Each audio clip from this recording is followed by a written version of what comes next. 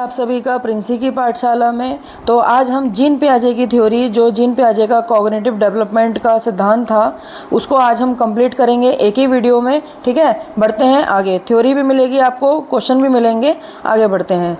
तो सबसे पहले जीन पियाजे जो थे एक स्विस साइकोलॉजिस्ट थे, यानी कि एक मनोविज्ञानी थे स्विट्ज़रलैंड के। ठीक है, इन्होंने कॉग्निटिव डेवलपमेंट थ्योरी यानी कि संज्ञानात्मक विकास का सिद्धांत दिया था। इन्हें जो है कॉग्निटिव डेवलपमेंट थ्योरी के लिए जाना जाता है। पियाजे के अनुसार बच्चा सीखने की क्रिया में एक्टिव लर्नर होता है। हमें बच्चे को एक्टिव लर्नर मानना है। ठीक है, इन्होंने कहा था बच्चे को एक्टिव लर्नर मानना है।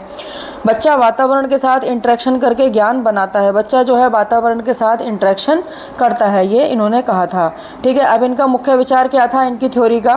पियाजे के अनुसार बच्चों की सोचने और समझने की क्षमता उम्र के 7 स्टेजेस में विकसित होती है। यानी कि बच्चा जो सोचता है और समझता है, उसकी जो एबिलिटी है वो उसकी एज के साथ स्टेजेस में डेवलप होती है। ठीक है, जैसे जैसे बच्चा बढ़ेगा वैसे वैसे उसकी जो है सोचने की क्षमता है वो विकसित होगी। ठीक है, आगे बढ़ते हैं।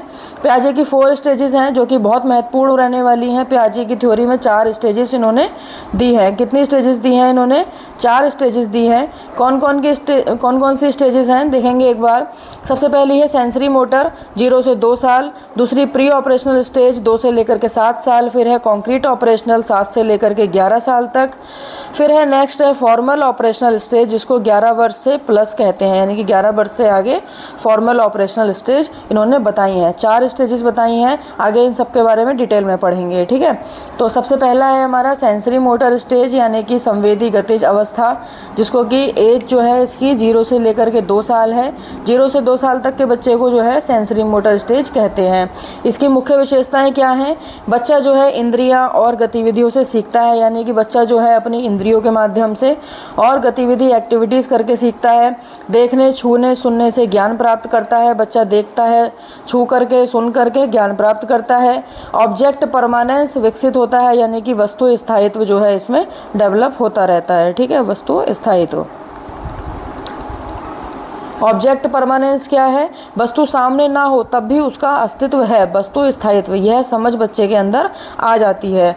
एग्जाम्पल क्या है कि माँ खिलौना छिपा देती है तो बच्चा उसे ढूंढने लगता है। ये एक वस्तु स्थायित्व का एग्जाम्पल है कि अगर माँ ने खिलौना छिपा दिया है तो बच्चा उसे ढूंढने की कोशिश करेगा। ठीक है, उम्मीद है आपको समझ में आया होगा सेंसरी मोटर स्टेज के बारे में। 0 से लेकर के 2 साल तक ऑब्जेक्ट परमानेंस, आप इसको याद रखेंगे। ठीक है, आगे बढ़ते हैं। दूसरा है प्री ऑपरेशनल स्टेज, पूर्व संक्रियात्मक अवस्था। ये 2 से लेकर के 7 वर्ष तक के बच्चों को कहा है इन्होंने। इसकी मुख्य विशेषताएं क्या है? भाषा का विकास जो है बच्चों में तेज़ी से होता है। बच्चा प्रतीकों का प्रयोग करता है, बच्चा जो है सिंबल्स का प्रयोग करने लगता है। फिर ठीक है, ईगो सेंट्रिक थिंकिंग जो है इसमें आ जाती है। ईगो सेंट्रिक थिंकिंग क्या होती है?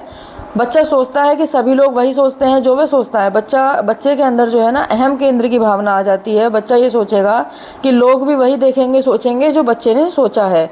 एनिमिज्म, निर्जीव वस्तुओं को जीवित मानना, ये भी इसमें आ जाता है। ठीक है, एग्जाम्पल क्या है? चांद मेरा पीछा कर रहा है। बच्चा चलता है तो बच्चे को लगता है कि चांद जो है उसका पीछा कर रहा है। ठीक है, बच्चे के अनुसार चीज़ों में भावनाएँ और इरादे होते हैं। 2 से 7 साल तक के बच्चों में ये पाया जाता है। ठीक है, अगला है हमारा कॉन्क्रीट ऑपरेशनल स्टेज, यानी कि ठोस संक्रियात्मक अवस्था, जिसकी आयु जो है 7 से लेकर के 11 वर्ष तक है। कॉन्क्रीट ऑपरेशनल स्टेज की जो मुख्य विशेषताएं हैं, मेन पॉइंट्स हैं, वो क्या क्या है? लॉजिकल थिंकिंग शुरू होती है। बच्चा जो है लॉजिकल थिंकिंग करने लगता है। तर्क वाली विचार जो है वो करने लगता है। बच्चा वास्तविक वस्तुओं पर तर्क कर सकता है, यानी कि जो वस्तु दिख रही है, जो प्रत्यक्ष है, उस पर बच्चा जो है तर्क कर सकता है। कॉन्वर्सेशन समझता है, बातचीत बच्चा समझने लगता है।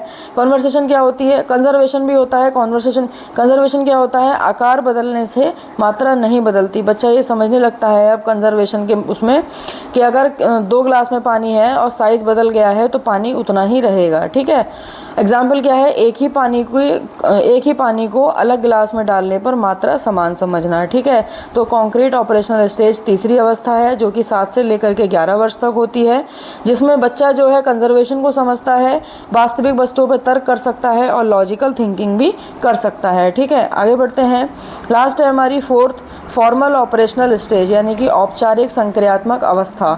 औपचारिक संक्रियात्मक अवस्था इसको कहते हैं। इसको अमूर्त संक्रियात्मक अवस्था भी कहते हैं। थर्ड वाली मूर्त है और इसमें अमूर्त संक्रियात्मक अवस्था है। ये 11 वर्ष से आगे की होती है, 11 वर्ष प्लस की एज के बच्चों में होती है।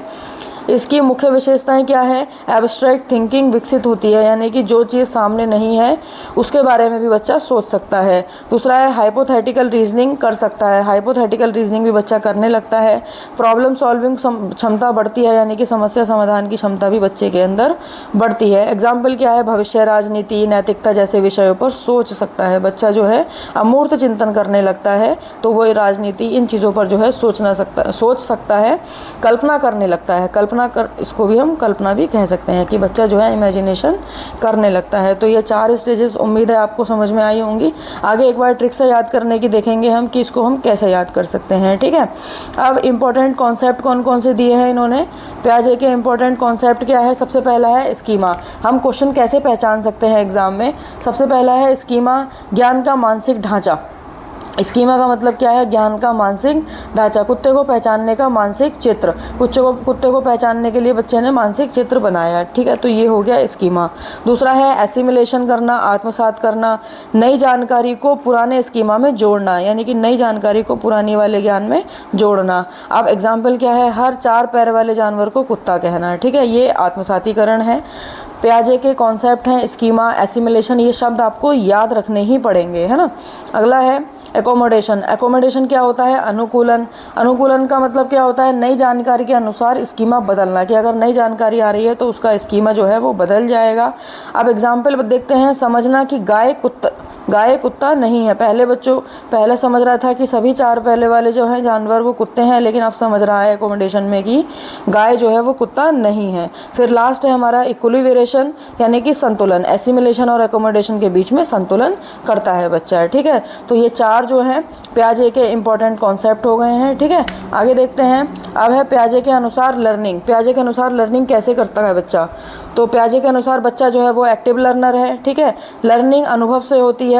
पियाजे ने वो कहा है शिक्षक का कार्य फैसिलिटेटर का होता है, यानी कि सुविधा कारक का होता है। फैसिलिटेटर यानी कि सुविधा कारक का होता है शिक्षक का कार्य। चाइल्ड सेंटर्ड एजुकेशन पर जोर, यानी कि बाल केंद्रित शिक्षा पर इन्होंने जोर दिया है। आपको बता दें कि यूपी टेट में फैक्चुअल क्वेश्चन पूछे जाते हैं। आपको एक्टिव लर्नर पूछ लेगा कि किसकी थ्योरी के अनुसार बच्चा एक्टिव लर्नर है, तो आपको आंसर करना होगा जीन पियाजे।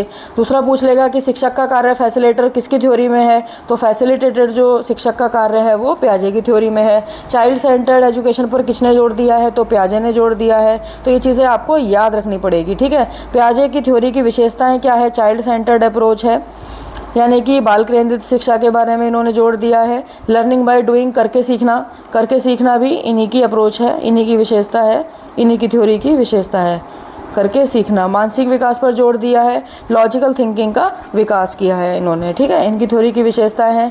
बात करें पियाजे की थ्योरी की कमियां कौन कौन सी हैं? जाहिर सी बात है, जब कोई थ्योरी होती है तो उसमें कमियां भी होती हैं और उसकी विशेषता भी होती है।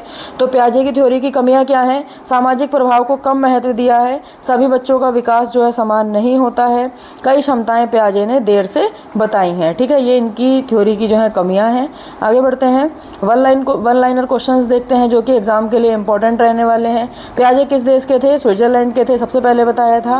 पियाजे ने किस विकास पर जोर दिया था? कॉग्निटिव डेवलपमेंट, यानी कि संज्ञानात्मक विकास पर पियाजे ने जोर दिया था। संज्ञानात्मक विकास के बारे में इन्होंने बताया था। कॉग्निटिव डेवलपमेंट की थ्योरी जीन पियाजे की है। ऑब्जेक्ट परमानेंस किस अवस्था में है, यानी कि वस्तु स्थायित्व किस अवस्था में है? तो सेंसरी मोटर में है। वस्तु स्थायित्व जो है सेंसरी मोटर में है, ठीक है। वस्तु स्थायित्व एक बार लिख देते हैं अच्छे से, वस्तु स्थायित्व ये सेंसरी मोटर में है, यानी कि 0 से लेकर के 2 साल तक के बच्चों में। कंजर्वेशन किस अवस्था में आता है? कॉन्क्रीट ऑपरेशनल में, यानी कि मूर्त संक्रियात्मक में आता है। ईगोसेंट्रिज्म किस अवस्था में है? प्री ऑपरेशनल में है, यानी कि 2 से लेकर के 11 साल तक बच्चे में, 2 से लेकर के 7 साल तक के बच्चे में है। और कॉन्क्रीट ऑपरेशनल 7 से लेकर के 11 साल तक का बच्चा। एब्स्ट्रैक्ट थिंकिंग कब विकसित होती है? फॉर्मल ऑपरेशनल में या फिर अमूर्त संक्रियात्मक जो है स्टेज में एब्स्ट्रैक्ट थिंकिंग विकसित होती है, अमूर्त में, है ना। और अमूर्त वाले की एज कितनी थी, 11+, 11 साल से ऊपर। ठीक है, इंपॉर्टेंट यूपी टेट का कंक्लूजन क्या है, आप देख सकते हैं यूपी टेट में पियाजे के अनुसार बच्चा जो है स्वयं सीखता है और ज्ञान का निर्माण करता है। इसलिए उनकी थ्योरी को कंस्ट्रक्टिविस्ट थ्योरी भी कहा जाता है। मोस्ट इंपॉर्टेंट याद करेंगे, पियाजे की थ्योरी को कंस्ट्रक्टिविस्ट थ्योरी भी कहा जाता है। आपको क्लास कैसी लगी कमेंट सेक्शन में ज़रूर बताइए। इसी तरीके से हम एक एक करके क्लास कंप्लीट करेंगे और जीन पियाजे के बारे में इससे बाहर यूपी टेट में नहीं पूछेगा। तो क्लास कैसी लगी कमेंट बॉक्स में ज़रूर आंसर देंगे। मिलते हैं नेक्स्ट वीडियो में। Thank you.